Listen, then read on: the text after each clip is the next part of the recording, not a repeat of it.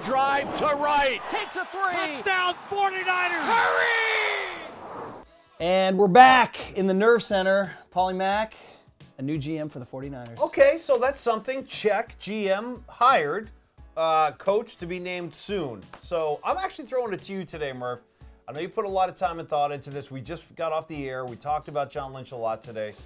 It's kind of hard for me to say a whole lot because there's no track record. There's no body of work outside of his work as a player. So I don't know. How does it strike you? Well, you're asking me to put time and thought into it, which I've done neither of. Well, I'm going to at least prop you up like you have. We'll get you through the next 60 seconds. Okay. All right.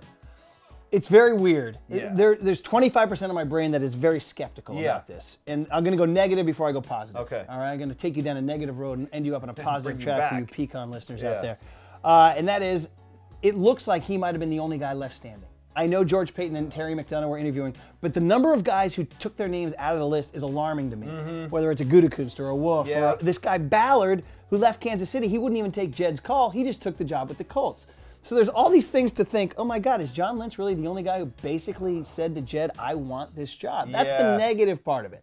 The positive part is that John Lynch seems to be a winner everywhere he goes. True. He's an incredibly gregarious, charismatic, personable guy. He's going to win every press conference. He's going to make us feel good when he's on the radio. He's going to make you guys feel good when you hear him talking. You'll be like, oh, I like this guy. I like what he's saying. Yeah. So there's the positive. And we kept using that phrase, fresh coat of paint. Yeah, yeah. This is a fresh coat of paint is the positive spin.